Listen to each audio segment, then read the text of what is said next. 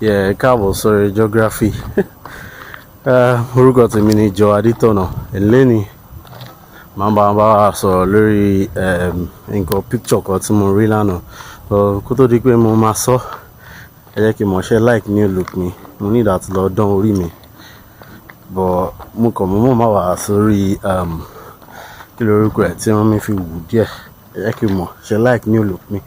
Okay, back to nǹkan tí mo fẹ́ sọ lẹ́ni gangan. Nǹkan tí mo fẹ́ sọ lẹ́nu ni pé I think we've been lied to, or ẹ jẹ́ kí n sọ pé ó dà pé àwa fúnra wa a ti ń parọ́ fúnra wa. Yes, ẹ jẹ́ kí n explain nǹkan tí mo ń try láti sọ. Mo rí picture kan lánàá, màá try láti fi picture yẹn sẹ́gbẹ̀ẹ́ video yìí. Okay, màá wá picture yẹn again, and picture ẹni tó ní Instagram ni, and write up kan wà lórí ẹ̀ pé ká wo bí ẹni tó ní Instagram ṣe múra. Ó kàn wọ short, ó wọ slide, ó dẹ̀ wọ t-shirt, ó dẹ̀ post. Ẹ understand nǹkan tí mo ń try láti sọ nsìn yìí. But àwa, ẹ wo nǹkan táwa máa go through kó tó di pé a post picture fún Instagram. Ẹ mú mọ̀ pé ẹ understand nǹkan tí mo sọ. And some people wà tẹ́ pé they are living their lives fún Instagram purposes nìkan. Just for the gram. Gbogbo nǹkan tó máa ń ṣe, tó máa lọ restaurant is basically for the gram. Me point finger sí ẹnikẹ́ni, but nǹkan tí mo kàn try láti sọ ń sìn ni pé àwọn yẹn wàhálà wa máa compare live wa pẹ̀lú àwọn tẹ́ pé gbogbo nǹkan tó ń ṣe fún ọjọ́ ayé wọn simply for the gram ni. Apart from Instagram and other social media, bóyá YouTube ni, bóyá Facebook ni, àbí Twitter. Gbogbo àwọn ọbẹ̀ Twitter nìkan ló dà pé mo rí pé ó real, ó support humanity, sorry. So kí ni mo ń sọ lọ́sàn ni pé àwọn yẹn làwọn máa compare life wa pẹ̀lú, and I think we are better than comparing ourselves with people on the ground. I just want us to know that, because sometimes ó máa ń yẹ ká look like a failure. Yes, èmi fúnra mi ó máa ń ṣe mí so that pé màá kó wọ àwọn pictures kan. Màdé wò pé èmi àtẹni yìí nǹkan báyìí ìlàjọ wa, kìíní kó báyìí ìlàjọ ṣẹlẹ̀, kí ni mò ń ṣe wrong. You understand? I'm not doing anything wrong. I'm fine for myself. Oyè yín ó sọ fún mi pé mò ń gbé ilé ayé mi bí a ti ṣe kọ́ pé mo ṣe máa gbé. I'm not trying to try láti máa jẹ́ kẹ́ máa lose ambition, àbí pé kẹ́ lose focus lórí nǹkan tẹ́ fẹ́ jẹ́. But nǹkan tí video wà all about ni pé ẹ má yẹ ká máa fi àwọn nǹkan tá a bá ń rí lórí social media ká máa fi judge activity life ara wa. Basically we are better than that. Ṣé ti yín is fine and you are fine. Ẹ jẹ́ kí n fún yín example kan. Ẹ wò gbà tó BlackBerry ṣẹ̀ jáde ńgbà yẹn. Ẹ máa dúró nǹkan tí àwọn èèyàn go through. Ẹ máa dúró nǹkan táwọn èèyàn go through láti ní BlackBerry nǹkan sìn tẹ́ bá ní kí ló dì kò di nǹkan kan mọ́, ó ti useless 100%. Ó ti useless tẹ́ bá ní kò tẹ́sán tó máa wọ́dọ̀ yín, because there are better technology and better phones. The same thing náà nígbà tí fóònù ṣẹ̀ṣẹ̀ jáde, tí fóònù ṣẹ̀ṣẹ̀ dé orílẹ̀-èdè wa Nigeria some years back, tẹ́ pé Nokia ni the biggest phone then. Ní ìsìnkọ́ ẹ̀wọ̀n nǹkan tí Nokia ti di, ẹ wá wo àdúrà èèyàn tó ti lọ jí fóònù tí wọ́n ti lù pa. Ẹ wo àdúrà èèyàn tó ti ṣe oríṣiríṣi, tó ti ṣàṣàwó nítorí fóònù. Yes, àwọn èèyàn ṣàṣàwó nítorí fóònù. In fact wọ́n yìí ń ṣe the same. But nǹkan tí mo ń try láti sọ ni pé gbogbo àwọn kíní yìí ṣì máa wá, ó máa lọ. Ẹ má wá surprise tó bá di nearest future, tó bá yẹ pé iPhone kò jẹ́ nǹkan kan mọ́. Yes, ó possible now. Ó possible. Ẹ ò gbà tí tẹ bá rí first computer tí wọ́n kọ́kọ́ ṣe, màá try láti fi picture ẹ̀sẹ̀gbẹ́ video yìí. Ẹ máa rí first computer tán ṣe. Ẹ máa rí bí first computer tán ṣe tóbi tó. But nsìn yìí tẹ bá rí computer, in fact camera tí mo fi ń ṣe video yìí, mo lè sọ pé computer yìí nìsín ó kéré jọjọ. This device is a computer. I understand? Ó kéré jọjọ. Our mobile phones bí computer ni, mini computer ni. I understand? Ẹ wo bóyá kéré tó, kẹ̀rẹ̀ wo picture the first computer tó ṣe. So bóyá a fẹ́, bóyá a kọ̀, gbogbo àwọn kíní yẹn náà ṣe máa padà ṣe kíní. ó sì máa padà lọ.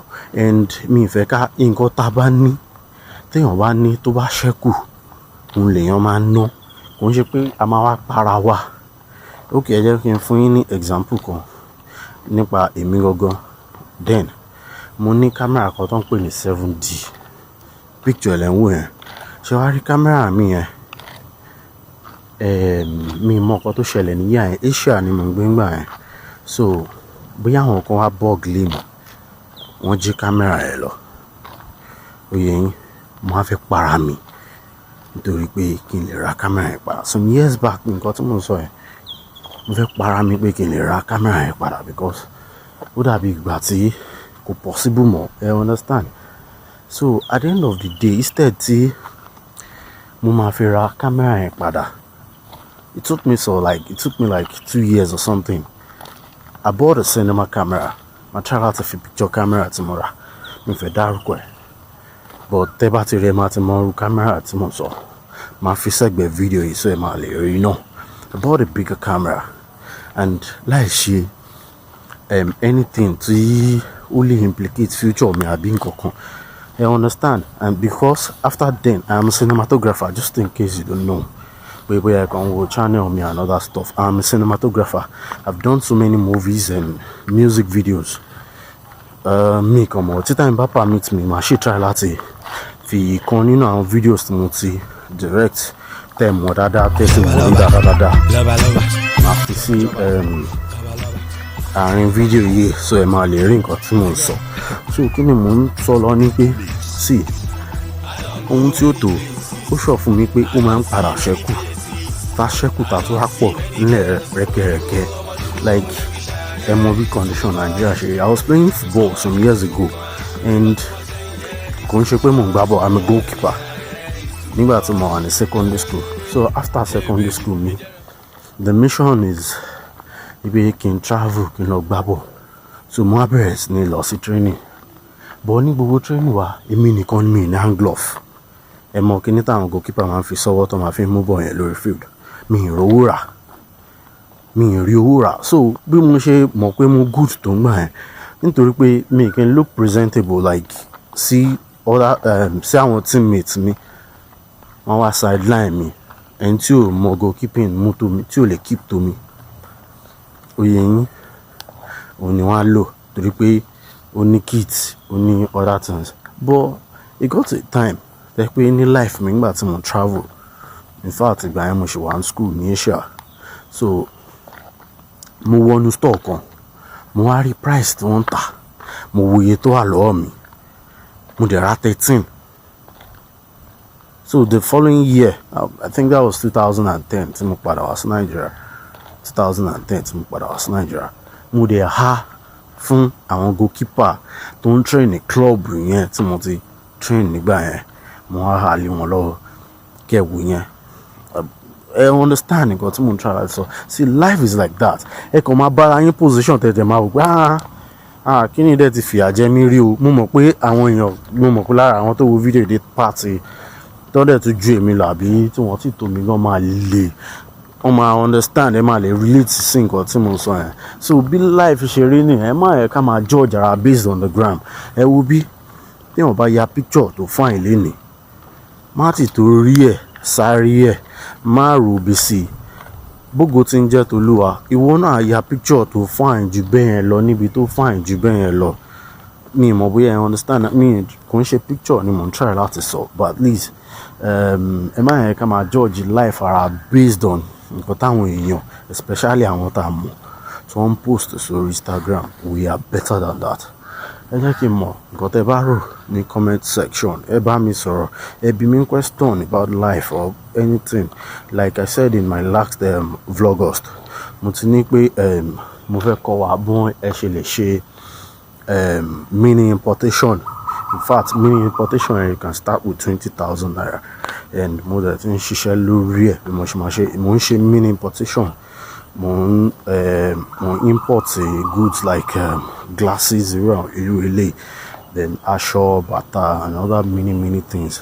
And mo dẹ̀ yín bá yín sọ̀rọ̀, máa fi hàn yín ní next video. Mo ní nǹkan tí mo ti ṣe within láti December ni mo ti bẹ̀rẹ̀, December last year August làwà yìí mo ti ra nǹkan tó ti over almost $7,000. Let me just put it like that. Mi rántí figure yẹn dáadáa bọ̀ máa wò máa confirm ẹ̀ ní next mo mọ̀ pé it's above 6,000 but mi mọ̀ bóyá ó ti wọ 7 or almost. Sure you understand? And I started with $1,000. Mo ní ìdá tó jẹ́ kẹ́ mọ̀. And nǹkan tí mi fi bẹ̀rẹ̀ pẹ̀lú $1,000 in 6 months àbí in 8 months tó ti débi tó dé yẹn, definitely nǹkan tẹ́ lè bẹ̀rẹ̀ pẹ̀lú 20,000 naira ní tèdè máa grow. But ẹ jẹ́ kí n end the video yìí síbí báyìí nítorí pé ẹ má gbàgbé pé Yorùbá pọ́nbélé ni wá lórí channel yìí. A máa ń rán wa létí ibi tá a ti ń bọ̀ gẹ́gẹ́ bí ojúlówó Yorùbá. A máa ń rán wa létí ibi tá a ń lọ àti ibi tá a dé. So kó tó dìgbà míì gẹ́gẹ́ bí ṣe wà lórí channel yìí, ẹ má gbàgbé láti like ara yín. Ó dàbọ̀.